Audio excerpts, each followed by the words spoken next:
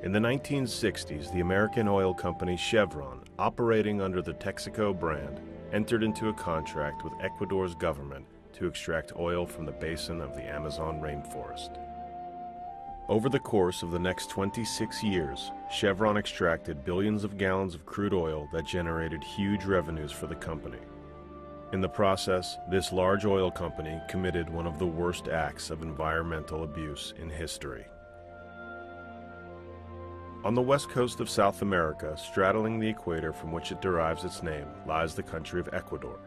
Slightly smaller than the state of Nevada, it is home to both the Galapagos Islands and the rainforests of the Amazon. In spite of its relatively small size, Ecuador is home to a vast array of animal and plant species. So much so that Ecuador has been named by Conservation International one of only 17 megadiverse countries in the world, a group of countries that harbor the majority of the Earth's species. Ecuador is also home to a number of native indigenous groups, including the Azucar, Secoya, and Cofan nationalities. These people live off the land. They drink water from the rivers and use them for fishing, bathing, and cooking. And now, thanks to Chevron, they are sick and dying for doing so.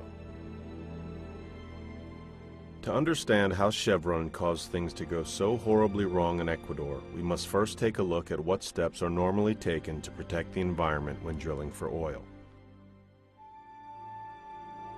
Oil extraction typically begins when a well is drilled, and pits are created for the temporary storage of oil waste.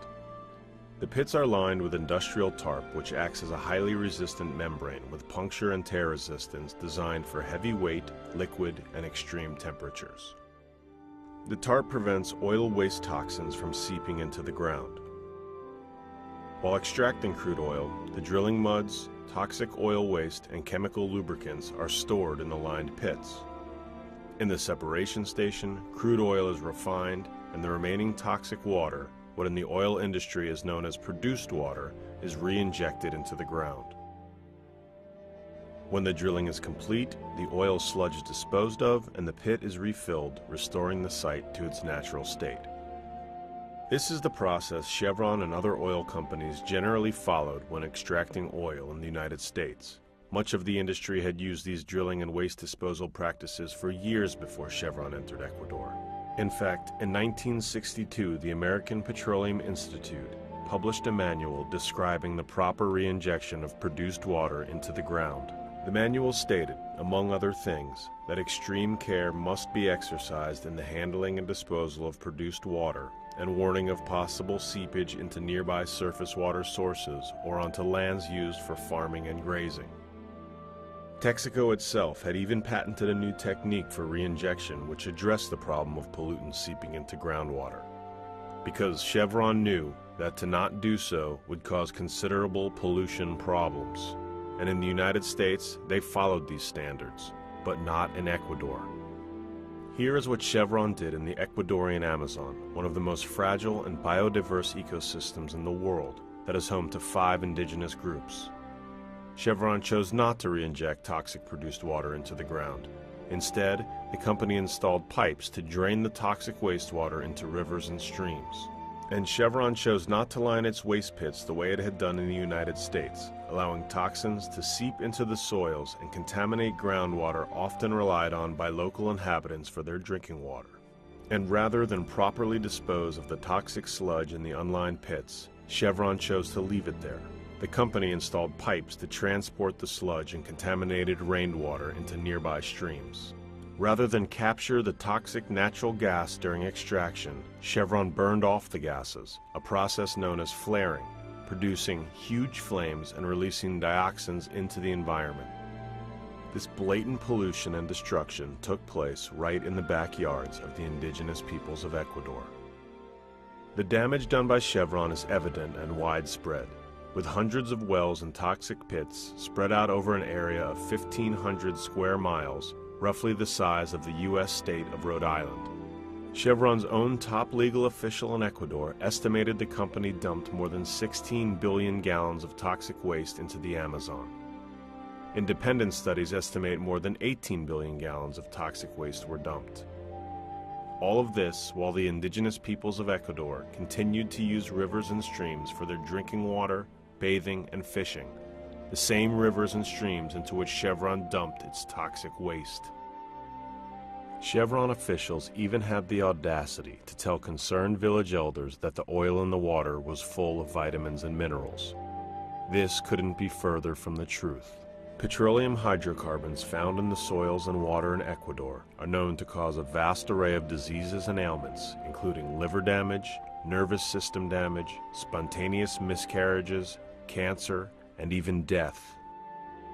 Laboratory studies have confirmed extremely high levels of toxins in the soils in Ecuador's Amazon, some as high as 10,000 times over the maximum tolerances allowed by regulatory authorities in the United States.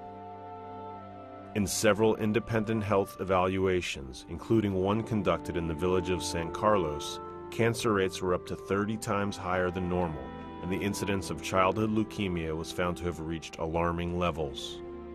One analysis of health and population data found that more than 9,000 people in the area of Chevron's operations are going to contract cancer in the coming decades, even assuming Chevron undertakes an immediate and comprehensive remediation. This is the real human impact of exposure to oil contamination.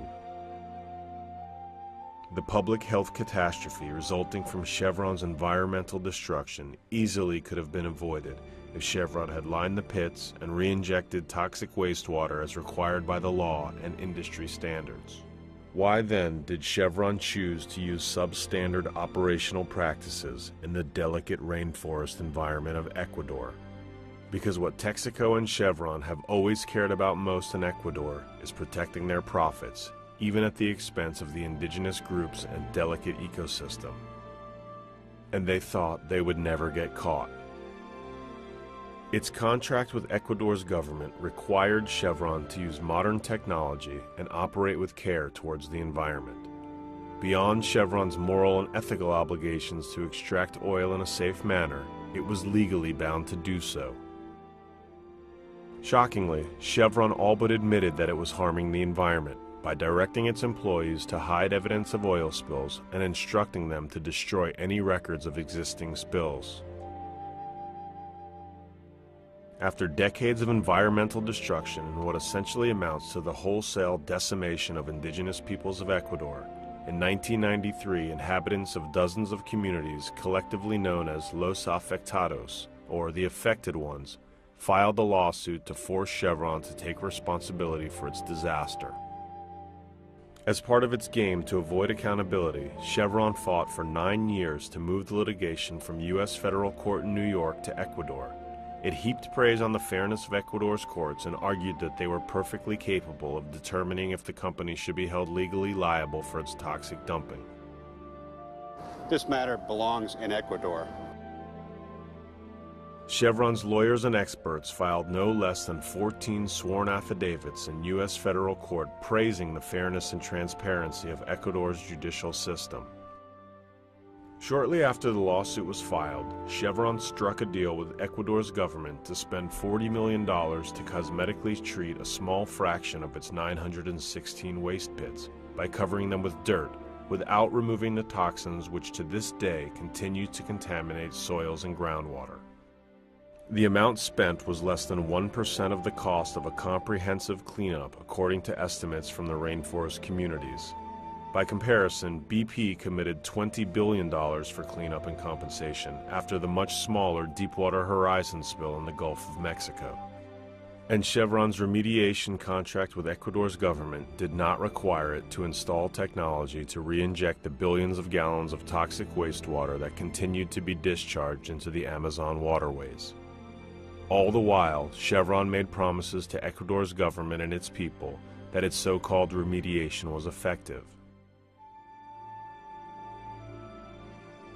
But Chevron's promises simply collapse in the face of the evidence.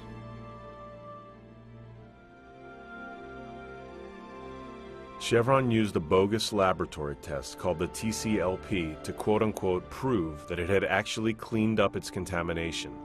Chevron knew that the TCLP test captures only a tiny fraction of oil field contamination. Quite simply, Chevron's remediation has been widely condemned as a fraud.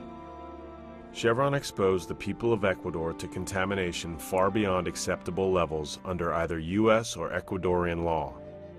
According to Chevron, an oil company should be allowed to discharge petroleum hydrocarbons in Ecuador at 100 times the level allowed in most states in the U.S. Chevron has never explained why the people of Ecuador should be exposed to far higher levels of oil pollution than its own employees living near company headquarters in California. After years of Chevron's delay tactics and obstruction, an Ecuadorian court in 2011 found Chevron liable and ordered it pay $18 billion for a cleanup and to compensate the affected rainforest communities. The court also found that 16 billion gallons of produced water had been dumped into Amazon waterways, and that Chevron failed to clean up its unlined oil waste pits. But Chevron has stripped its assets from Ecuador and has announced that it will not pay the judgment. It is doing everything in its power to avoid responsibility. Rather than fix its toxic mess, Chevron launched a greenwashing advertising campaign that claims the company cares about the communities in which it operates. But the truth is that Chevron cares far more about its image than it does about the dozens of communities in Ecuador that continue to suffer from its reckless operational practices. Chevron is paying millions of dollars to lobbyists to pressure the U.S. government to cut trade preferences for Ecuador so that the country will be punished for letting its citizens bring a lawsuit against the company.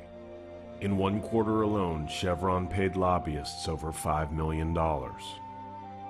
That's about 13% of the total amount Chevron spent on its fraudulent remediation. Chevron is more interested in throwing around its political weight than in doing the right thing. This is perhaps most evident in Chevron's reaction to the fact that Ecuador's independent courts actually began to conduct a trial that included extensive scientific evidence. And once Chevron realized that the evidence pointed to its guilt, it suddenly began attacking Ecuador's courts as biased and unfair. The very same courts that Chevron had praised in the U.S. and had asked to decide the claims of the indigenous groups. Why did Chevron keep flip-flopping? In a recent 60 Minutes interview, Chevron attorney Sylvia Garrigo made it clear. You wanted to go to Ecuador. We didn't want to get sued, Now you say period. you don't want to be in Ecuador. No. What court do you want to be in? We don't want to be in any court, much less a court with respect to this kind of a claim, which we consider frivolous. Chevron has paid experts to manufacture so-called proof that there is no increased risk of cancer in the area where it operated. The company has publicly attacked the independent scientists whose studies exposed the human impacts of the pollution. The international scientific community has opposed Chevron's scare tactics and distortion of the evidence.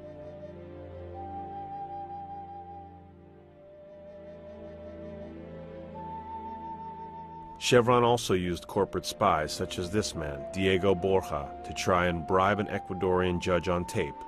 Borja was caught and his attempt failed.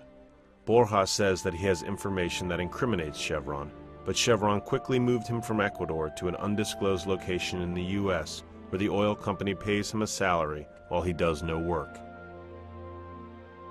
Helping Borja in the entrapment scheme was the American Wayne Hansen, a convicted drug trafficker who vanished from the United States shortly after he was subpoenaed under federal court order. In a devastating email, Hansen threatened to expose Chevron's corruption of the Ecuador court process if the company did not pay him. He was last seen living in Peru. Chevron also pressured a military official in Ecuador, Manuel Bravo, to write a fraudulent intelligence report that was used to block a court inspection of one of the company's most notorious toxic waste sites. In an effort to enlist the United States government in its campaign to sabotage the case, Chevron has paid numerous lobbyists to exert pressure on Ecuador's president to violate his country's constitution and squash the lawsuit. If Chevron succeeds in cutting U.S. trade preferences to Ecuador, the country would lose an estimated 300,000 jobs. 26 members of Congress successfully convinced U.S. trade officials to ignore these demands. While Chevron is spending millions of dollars to evade its responsibilities, it continues to attack the leaders of the Ecuadorian communities and almost anyone who advocates on their behalf.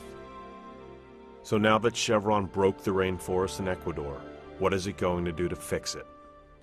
To this day, Chevron continues to claim it bears no responsibility for the destruction and deaths its operational practices have caused.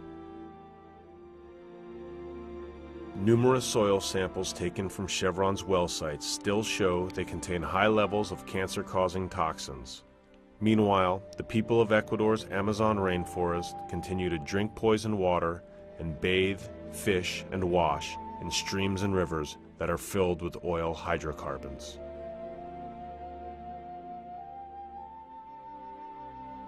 For more information, go to www.chevron.com.